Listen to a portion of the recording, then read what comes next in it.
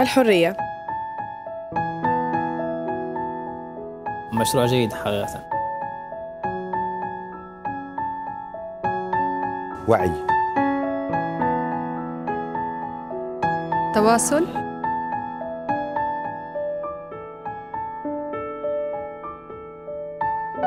التنوع الثقافي. المستقبل. استمرار. الثورة.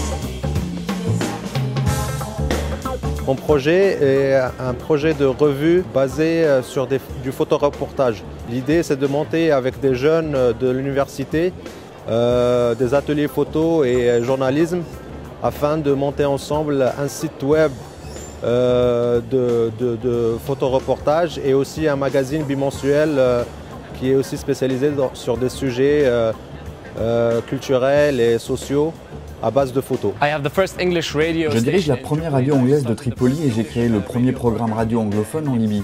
Pendant des années, il nous a été interdit d'apprendre l'anglais. C'est très difficile pour nous aujourd'hui de trouver un travail, d'avoir accès à l'information, à Internet ou à la télévision et tout simplement de comprendre ce qui se passe dans le monde. Aujourd'hui, Tripoli FM donne l'opportunité et la motivation aux jeunes Libyens d'apprendre cette langue afin qu'ils aient une vie meilleure. Mon projet, c'est un projet de sensibilisation et d'information des jeunes Tunisiens sur les conditions des femmes en Tunisie et dans le monde en général.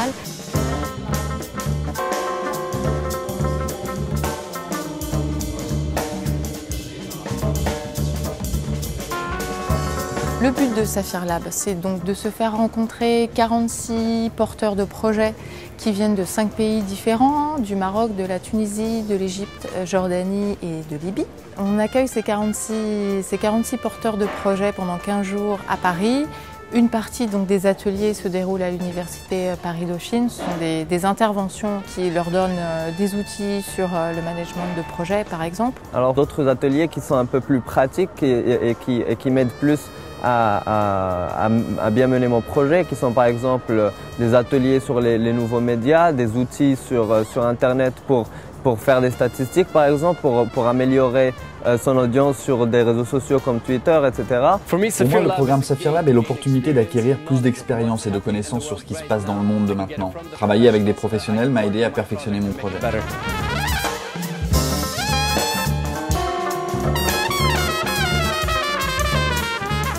La France a choisi de miser sur l'avenir dans 5 pays du monde arabe. Le projet Saphir Lab a lancé sa première opération du 24 septembre au 5 octobre. L'Institut français, CFI et l'Université Dauphine ont accueilli des jeunes porteurs de projets pour la Libye, la Tunisie.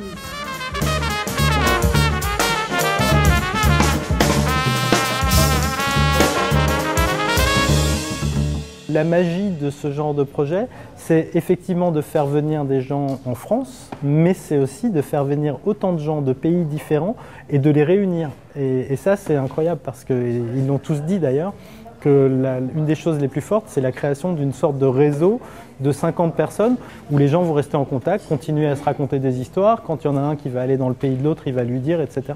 Et ça, je pense que c'est très, très, très, très fort, ça.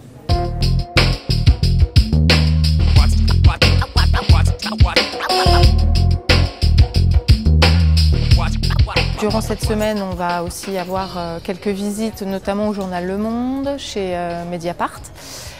Et on a eu 2 sessions de travail aussi à la cantine pour aborder toute la thématique sur le hacking.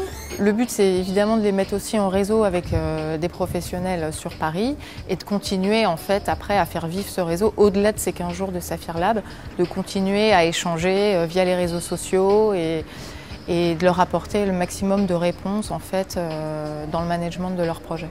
Saphir Lab m'a aidé d'avoir un réseau social sur le monde arabe, du Maroc, la Libye, Jordanie, Tunisie, et d'avoir des expériences de tout le monde arabe et aussi des réseaux sociaux en France qui, dans le futur, peut m'aider. Disons qu'il y a eu une méthodologie qu'on nous a un peu enseignée dans ce programme et qui est très pragmatique et extraordinaire. Donc je pense que cette méthodologie pourrait servir même d'un point de vue management des équipes.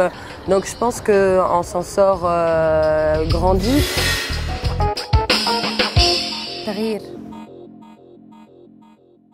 Peut-être que la France a beaucoup à gagner de ce qui se passe dans le monde arabe en termes de modèles alternatifs et de changement des termes d'échange, qu'on soit beaucoup plus dans l'horizontalité que dans la verticalité, je pense.